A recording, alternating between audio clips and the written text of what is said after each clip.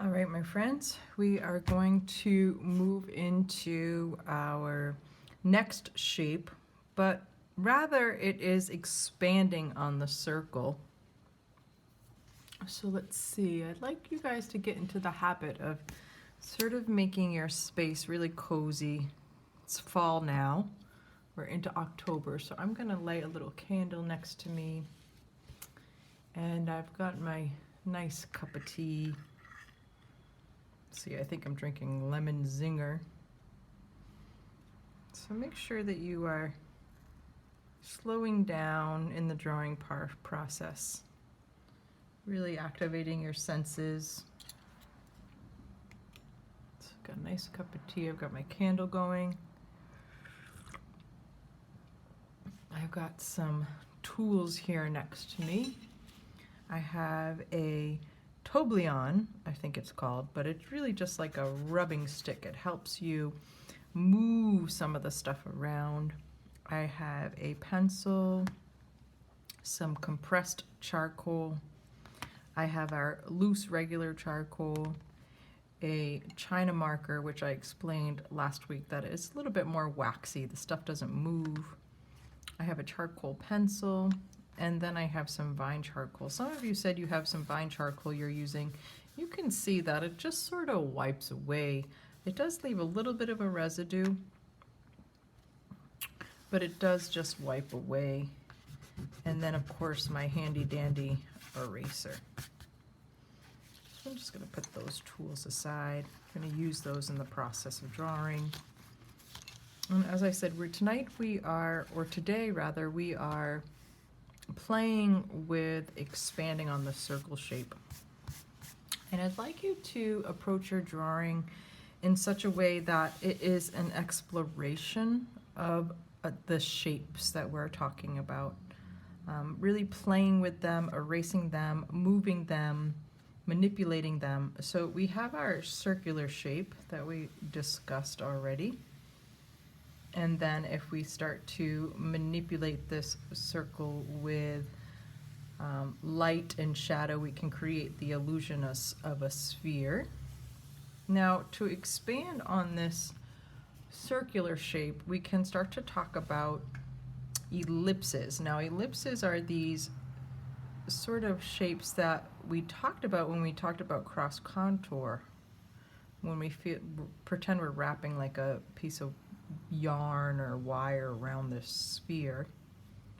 But that in itself can be an interesting shape in your drawing. It can be something quite interesting actually. If you move it around, you can make it thin,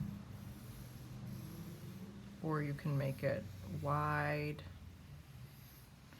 And of course it can be vertical, slanted, or horizontal.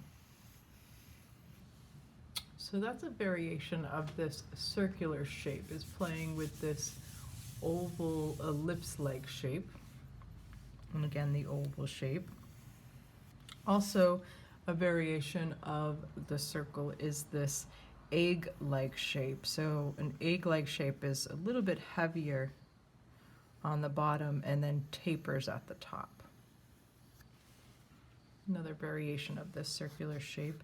And again, any of these shapes can be manipulated with light and shadow.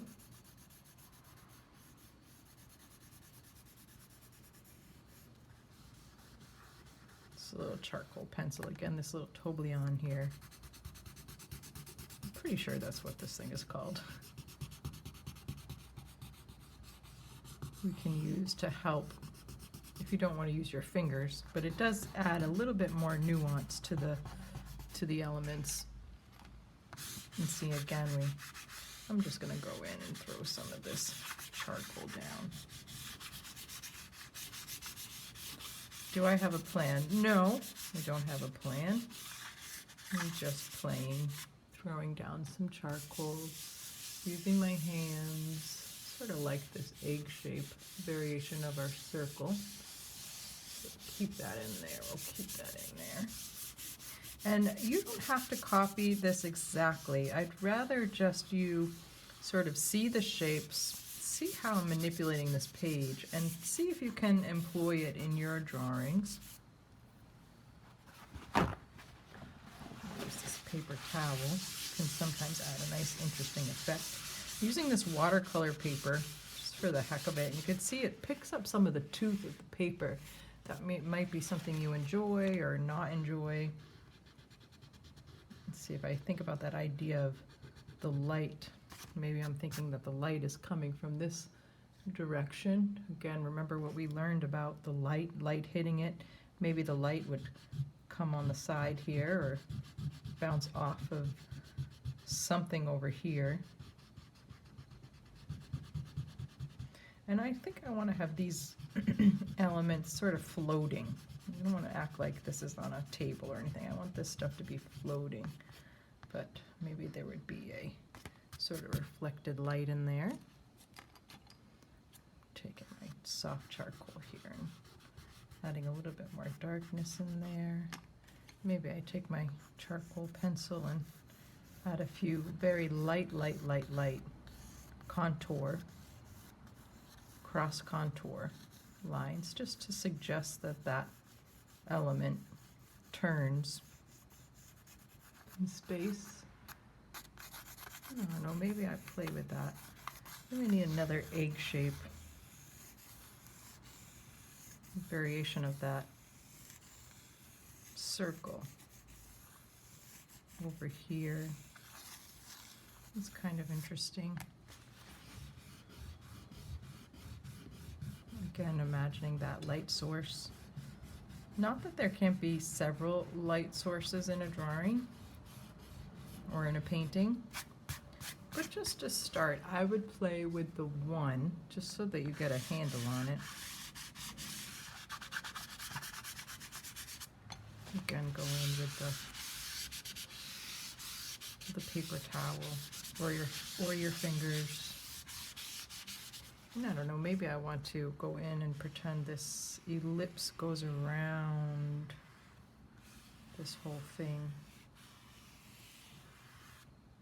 It's sort of interesting. Maybe I'll add another ellipse.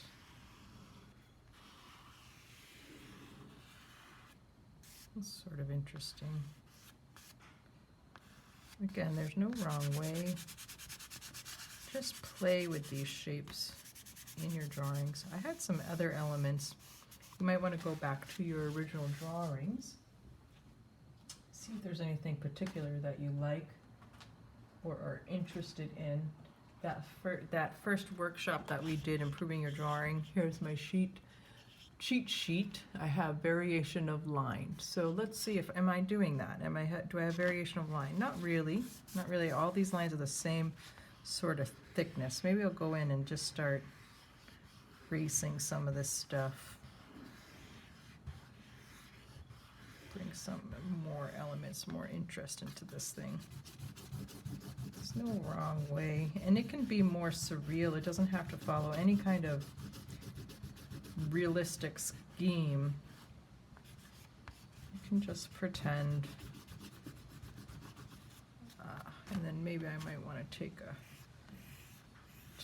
do another circular shape just for the heck of it, because that's what we're playing with now. Circles and ovals, spheres, egg shapes, and ellipses. So just any old way, however you think that might look interesting in your drawing. It's not, there's no real rules. I have this new phrase. You guys know I like to come up with phrases. I have this new phrase that there are no rules in art, only tools. Right? So you can break any of the rules or any of the suggestions that we give you in art. And if any teacher tells you that there are specific rules, you can say, no, there are no rules, just tools. And what I mean by that is just elements and principles in the drawing and painting that will help you create what you're trying to achieve, help you create a stronger, clearer message. in your pieces. Let's see, that needs to be a little crisper.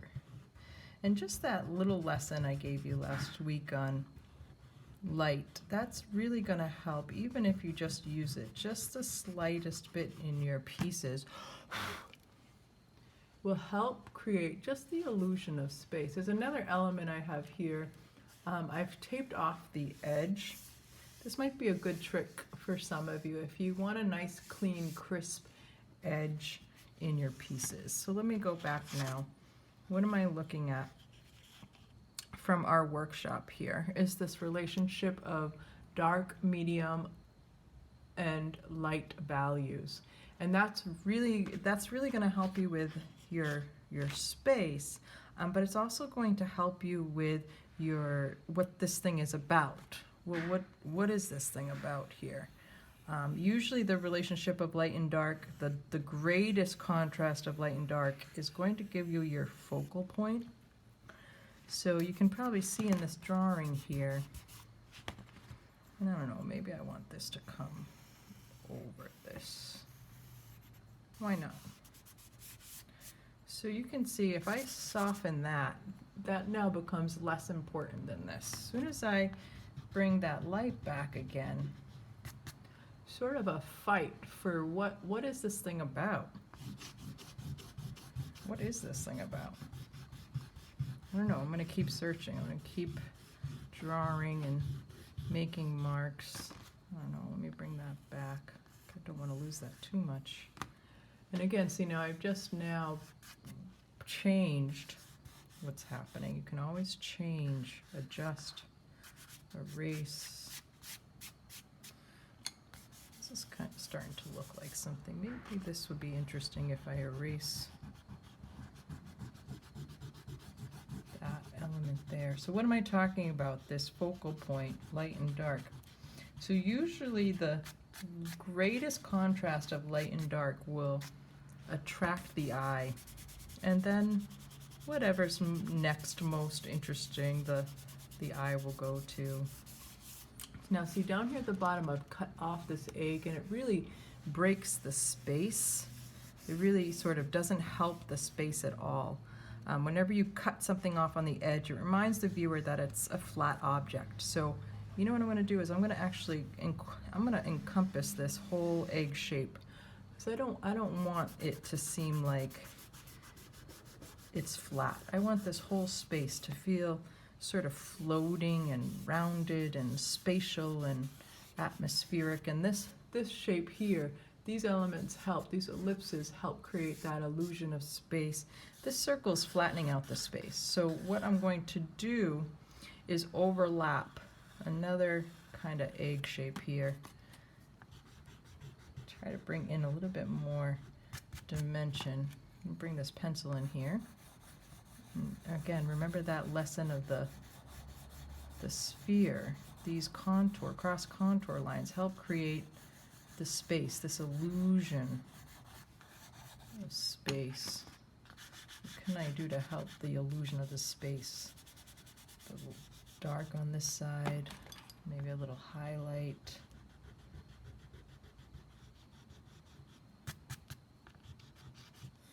That light coming back on this side.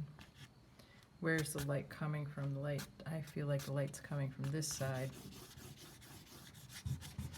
Maybe I'll bring in that light source into the drawing, just for the heck of it.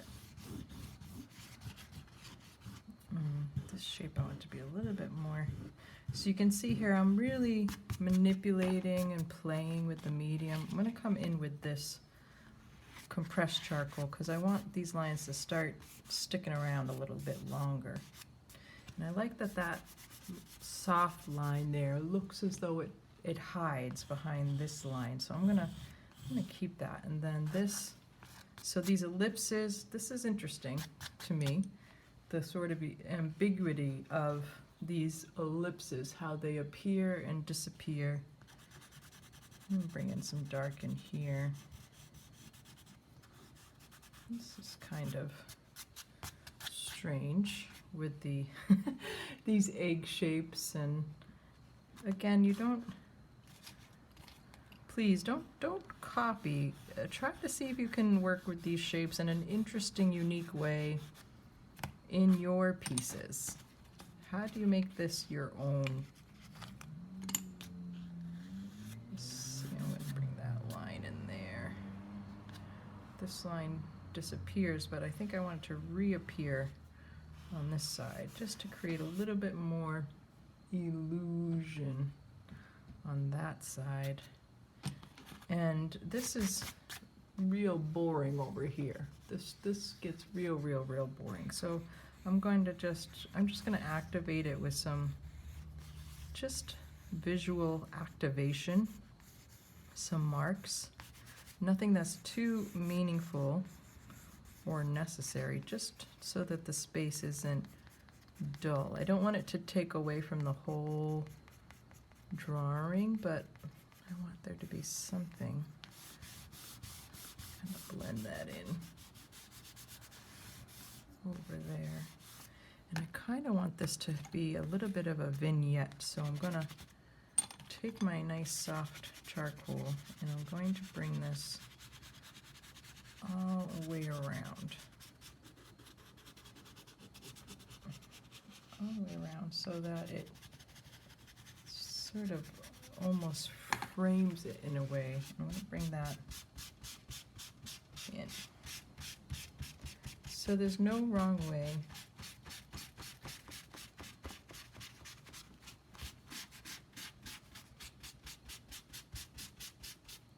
All right, now before I fix this up, just take a little sip of tea.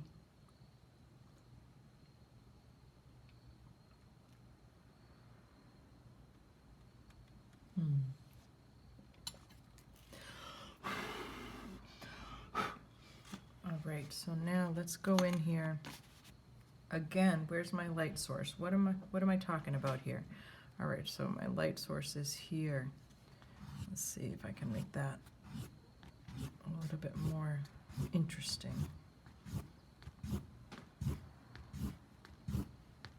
I've got these ellipses. Those are looking kind of interesting. Maybe this light now comes over here, touches this stuff. And I really want this to read as ellipse. These ellipses, this egg shape here.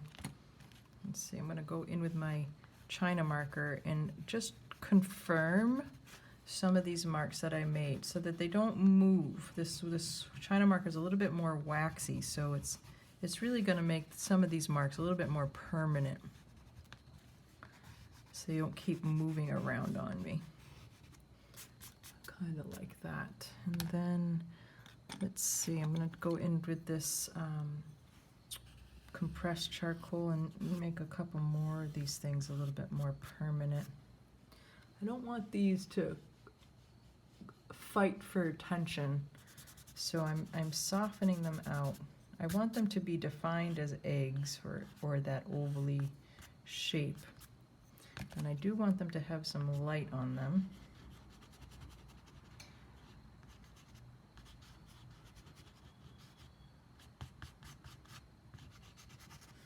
That light travels all the way over here.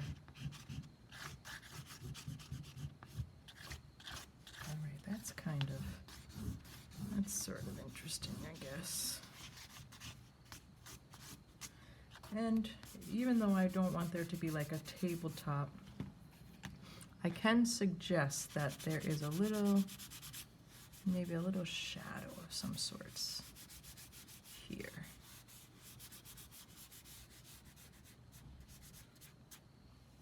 All right, so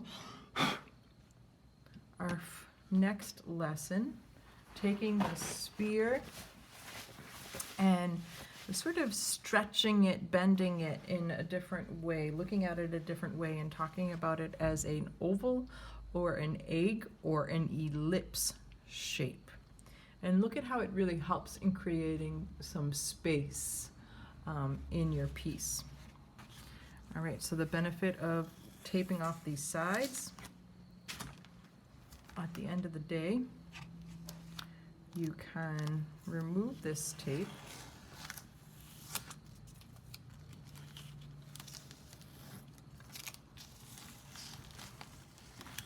you want to be real careful about your fingers, sort of messing up the edges with your fingers. But if you want to have a nice, beautiful, clean, clear, crisp drawing at the end of the day, you can tape your edges, and that will give you a really interesting effect on your drawings.